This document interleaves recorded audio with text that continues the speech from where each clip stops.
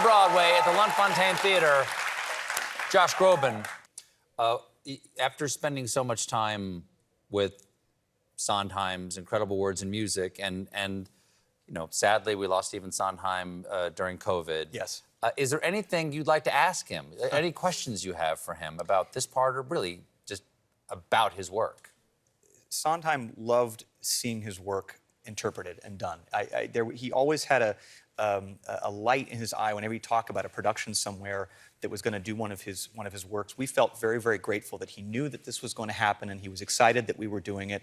And he passed away, sadly, 2 days before our first music rehearsal, over a year ago now. Did you ever have a chance to perform his stuff in front of him? I did get to sing music for him. Yes, I mean, I was very lucky to have had a friendship with him, and I got to sing for him. And that's nerve-wracking. Oh, it was nerve-wracking.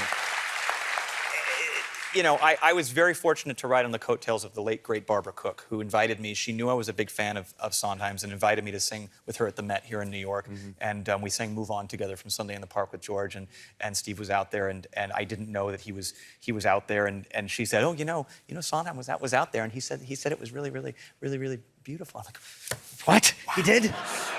And then I got invited to sing at a birthday concert for him at the Hollywood Bowl, and that's when I got the hug. That's when I got the hug and the Call Me Steve. That was a big moment for any young person's life. Getting to meet him was just the best. I want to ask you about this right here. Oh yeah. So, this is a great photograph. This is you performing the Star Spangled Banner outside the Cape Canaveral. Is it the very large assembly building? That is the largest double doors, I think, in the world. America or in the world. Yeah. Outside Kennedy Space Center. What are you doing there? Getting allergies. I'm just standing in a field. Yeah. When was it? This was, gosh, I mean, we taped it for the Artemis 1 launch. That was the one that went uncrewed mission to the moon. And I'm a space nut, and so when they asked me if I would film a national anthem and send it to them from home, I said, you know, if I just happened to get a ticket to Florida, would you be okay setting up a microphone? And they're, yeah, come on by. We'll give you a tour of the building. Coolest day of my life. You went in the building? Oh, I went in the building. I've been there, but I've never been in. We went in, and they had the rocket was in the building. And I don't know if you get this, like I get a weird feeling when I see large things where they shouldn't be. Like when I see a shipwreck underwater, you know that weird feeling? You get too close to the Statue of Liberty, like, ugh. It's weird. Seeing a space, I'm the only one, it's okay.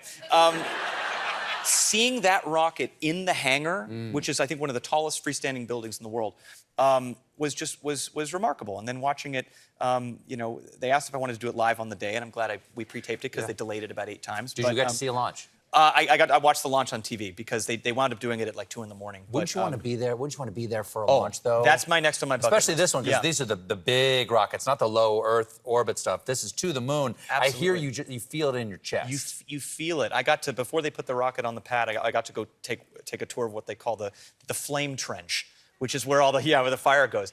Not ominous, Yes. And they're like, oh, Would you like to see the flame trench? Would you like to see the flame trench, Mr. Groban? And the guy who's giving us the tour is like, oh yeah, we lose about 1,000 birds every time we launch one of these guys. I'm like, oh. No. I think he was kidding. Let's say he was kidding. Nobody survives the flame trench. Yeah. We throw a lot of corn in there beforehand. Yeah. Sir, I'm a pescatarian. Yes. So, let's say when they launch Artemis 2, we go down there.